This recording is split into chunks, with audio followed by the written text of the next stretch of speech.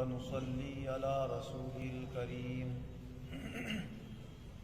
أما بعد فأعوذ بالله من الشيطان الرجيم بسم الله الرحمن الرحيم ما آتاكم الرسول فخذوه وما نهاكم عنه فانتهوا واتقوا الله إن الله شديد العقاب۔ اللہ تبارک و تعالی اپنے کلام عظیم میں ارشاد فرما رہا ہے کہ جو کچھ تمہیں رسول اللہ صلی اللہ علیہ وسلم عطا فرمائیں وہ لے لو، اور اس کو دینے سے منع کریں اس سے باز رہو، اللہ سے ڈرتے رہو، بے شک اللہ تعالی سخت عذاب دینے والا اور بدلہ لینے والا ہے۔ حضور نبی اکرم صلی اللہ علیہ وسلم نے اللہ تبارک و تعالی کی عطا کی ہوئی دینی اور دنیاوی نعمتیں اس کے بندوں تک پہنچائیں۔ علم و ادب، سلیقہ تمیز، یہ تمام اسلامی تعلیمات حضور صلی اللہ علیہ وسلم نے اپنے امتیوں تک اور اللہ کے بندوں تک پہنچائے۔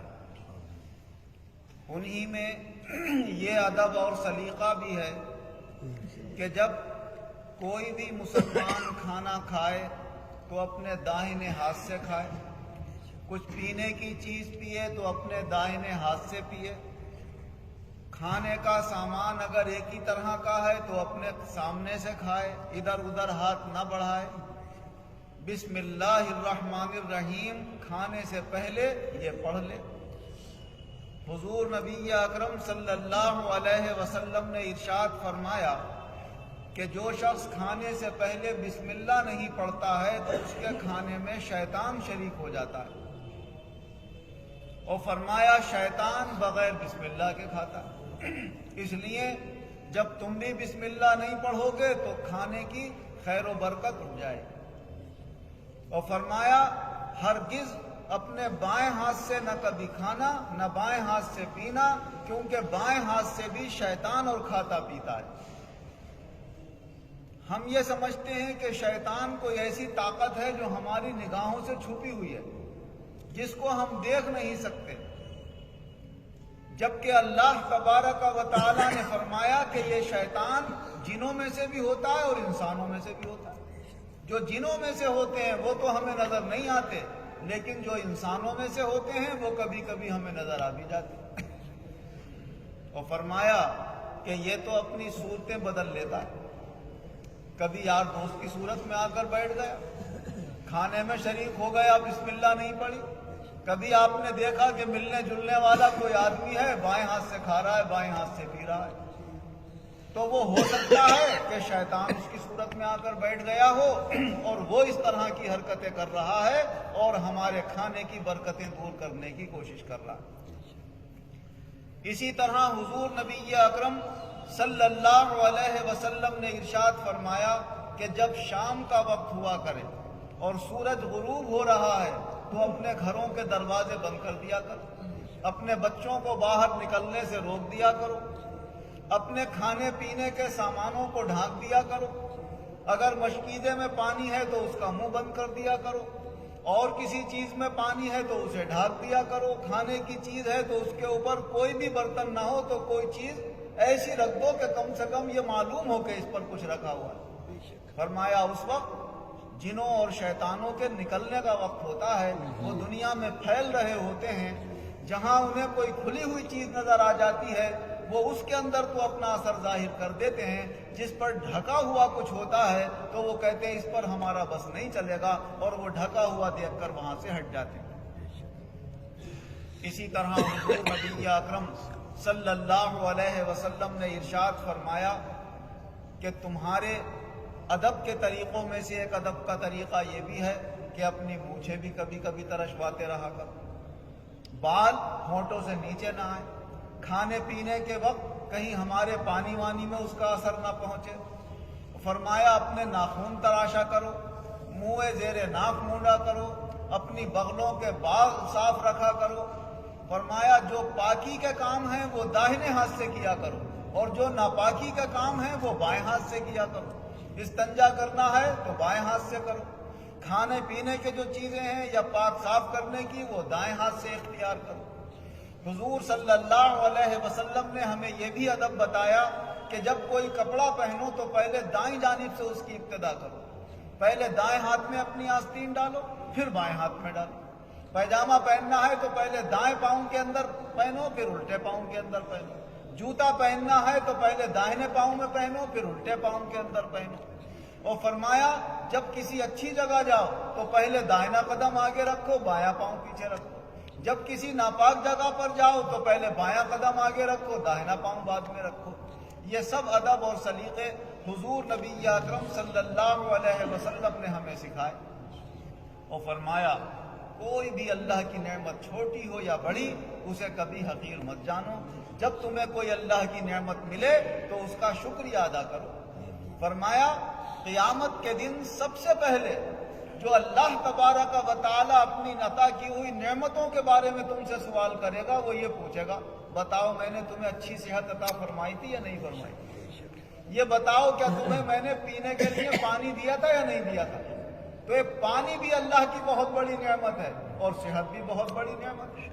فرمایا اللہ تبارک و تعالی نے اپنے بعض بندوں کو تو ایسی نعمتیں عطا فرمائی ہیں کہ بہت سے لوگ ان نعمتوں کی قدر نہیں کرتے اور ان نعمتوں سے جیسے فائدہ اٹھانا چاہیے ویسے نہیں اٹھا پاتے۔ فرمایا ایک صحت اور ایک دولت مند۔ جب اللہ نے دولت مند بنایا ہے، فکر نہیں ہے اپنے رزق وغیرہ کمانے کی، بیوی بچوں کے لیے ذریعہ آمدنی کا کوئی ایسا بنا دیا، کرائے آ رہے ہیں یا کھیتی باڑی سے آ رہا ہے یا باغات سے آ رہا ہے یا کوئی اور ایسا ذریعہ اللہ نے بنا دیا کہ ہم بے فکر ہیں، نوکر چاکر کام کر رہے ہیں یا کوئی بھی کام کر رہا ہے اور صحت بھی ہے، تو فرمایا پھر تو زیادہ سے زیادہ اللہ کی یاد کرو، اللہ کا ذکر کرو، اللہ کی عبادت کرو۔ یہ دنیا عیش و آرام کی جگہ نہیں ہے، یہاں پر آدمی چین سکون اور اطمینان سے جینے کے لیے نہیں آیا ہے، یہاں تو اپنی آخرت کی تیاری کے لیے آیا ہے۔ فرمایا آدمی کہتا ہوتا ہے میرا مال میرا مال میرا مال، فرمایا معلوم ہے مال کیا ہوتا ہے آدمی کا؟ جو اس نے کھا لیا اور فنا کر دیا وہ اس کا مال ہے، جو پہن لیا پرانا کر دیا وہ اس کا مال ہے۔ اور فرمایا جو کچھ وہ چھوڑ کر چلا گیا تو وہ اس کا مال کب ہے؟ ہاں اگر اس نے اللہ کی راہ میں کسی کو دے دیا تو وہ اس کا مال ہے جو آخرت میں جمع ہو جائے گا، ورنہ تو جو کچھ چھوڑ کر چلا جائے گا جو دنیا میں لوگ رہ جائیں گے وہ ان کا ہے، اس کا کب ہے؟ کہے یہ رہا ہے میرے نام یہ ہے، میرے نام وہ ہے، میرے نام وہ ہے، نام وام کچھ بھی نہیں ہے، جب تک سانس چل رہی ہے نام ہے، اور جہاں سانس ہٹی اور نام ہٹا آیا وہاں پر رشتہ داروں۔ اور یہ بھی فرمایا حضور صلی اللہ علیہ وسلم نے کیا تم میں سے کوئی شخص ایسا ہے جو اپنے مال سے زیادہ یہ پسند کرتا ہو کہ میرے وارثوں کے پاس زیادہ مال ہو؟ یا رسول اللہ ہر آدمی تو یہ پسند کرتا ہے کہ میرے پاس ہو سب سے پہلے، وارثوں کا تو بات کو دیکھا جائے گا۔ تو فرمایا تمہارا مال تو وہ ہوگا جو تم اللہ کی راہ میں خرچ کر کے آخرت میں جمع کر لو یا اپنے استعمال میں لے لو، اور جو کچھ تم اکٹھا کر رہے ہو جب چھوڑ کر چلا جاؤ گے تو یہ تو وارثوں کا مال ہوگا، وارثوں کے مال سے اتنی محبت کر رہے ہو کہ اسے دل سے لگائے پھر۔ اور ایک حدیث پاک میں حضور صلی اللہ علیہ وسلم نے یہ بھی ارشاد فرمایا کہ مجھے اپنے بعد یہ خوف اور خطرہ نہیں ہے کہ تم غریب ہو جاؤ گے، مسکین اور محتاج ہو جاؤ گے، تمہارے پاس فقر اور محتاجی آ جائے گی، بلکہ مجھے تو یہ خطرہ ہے کہ میرے بعد تمہارے پاس مال آئے گا، اور مال کی تمہارے پاس جب وسعت ہوگی تو تمہاری دلچسپی اس سے بڑھتی چلی جائے گی، اس کو اور بڑھا لیں اور بڑھا لیں اور بڑھا لیں۔ فرمایا وہ دلچسپی تمہیں ایسے ہی ہلاک کر دے گی جیسے پہلی امتوں کو ہلاک کر دیا کہ وہ بھی اپنے مالوں سے دلچسپی لینے لگے تھے۔ فرمایا یہ مال دل لگانے کی چیز نہیں ہے، یہ تو اپنی ضرورت پوری کرنے کی چیز ہے۔ دل لگاؤ تو اللہ سے لگاؤ، دل لگاؤ دین کی باتوں سے لگاؤ، دل لگانا ہے تو آخرت کی کامیابی سے لگاؤ۔ اسی طرح حضور نبی اکرم صلی اللہ علیہ وسلم نے ہمیں آخرت کی طرف متوجہ کرنے کے لیے دنیا کی حقیقت یہ بیان فرمایا یہ دنیا آخرت کے مقابلے میں ایسی ہے جیسے تم اپنی انگلی سمندر میں ڈال کے نکالو تو دیکھو انگلی پر کتنا پانی آ گیا۔ فرمایا جو انگلی پر آ گیا یہ دنیا ہے اور جو سمندر میں رہ گیا وہ آخرت، کیونکہ دنیا کتنی ہی لمبی ہو جائے، اس کی عمر لاکھوں سال ہو جائے، کروڑوں سال ہو جائے، مگر ایک حد ہوگی اس کی۔ اور اس دنیا کے بعد جو زندگی آنے والی ہے، آخرت جو آنے والی ہے، وہ ہمیشہ ہمیشہ رہے گی، کبھی فنا نہیں ہوگی۔ نہ اس کی لاکھ سال کی کوئی حد ہے، نہ کروڑ سال کی حد ہے، نہ ارب و خرب سال کی حد ہے، وہ لامتناہی حد تک وہ سلسلہ چلے گا۔ تو جس کی کوئی انتہا نہ ہو، اس کے مقابلے میں جس کی انتہا ہو جائے کوئی حیثیت نہیں۔ اور فرمایا اسی طرح یہ دنیا کی نعمتیں آج کتنی بھی آدمی جمع کر لے، اونچے منصب کتنے بھی حاصل کر لے، کتنا بھی شان و شوکت والا بن جائے، لیکن جتنا زیادہ ہوگا فرمایا میدان محشر میں حساب بھی اتنا ہی لمبا ہوگا۔ جو غریب ایمان والے ہوں گے اور اپنی جائز ضرورت پوری کرتے ہوں گے، اور اتنی روزی انہیں مل جائے گی جو ان کے لیے، ان کے بیوی بچوں کے لیے کافی ہوگی، فرمایا ان سے کوئی حساب کتاب نہیں ہوگا، بس حاضری ہوگی اللہ کے سامنے، یہ ہیں اچھا جاؤ لے جاؤ جنت۔ فرمایا وہ تو جنت میں پہنچا دیے جائیں گے، اور یہ لائن میں لگے ہوں گے، جانا تو انہیں بھی جنت میں پڑے گا، مگر فرمایا 40 سال حساب دینے میں انہیں لگ جائیں گے، اور غریب آدمی 40 سال پہلے جنت میں چلا جائے گا۔ اور جس کا ایمان نہیں ہے تو فرمایا اس کے پاس تو چاہے غربت ہو یا دولت ہو، اسے تو جانا ہی دوزخ کی طرف ہے، وہ تو دوزخ کی طرف اسے حکم دے دیا جائے گا۔ اور فرمایا اگر بغیر ایمان کے کوئی کافر دنیا میں نیک کام کر بھی لیتا ہے تو فرمایا اللہ تعالیٰ اس کا بدلہ اسے یہیں دے دیتا ہے، آخرت میں اسے کوئی بدلہ ملنے والا نہیں ہے۔ اور ایمان والا جب کوئی نیک کام کرتا ہے تو فرمایا اللہ تعالیٰ اس کی نیکی کا بدلہ اسے دنیا میں بھی عطا فرماتا ہے،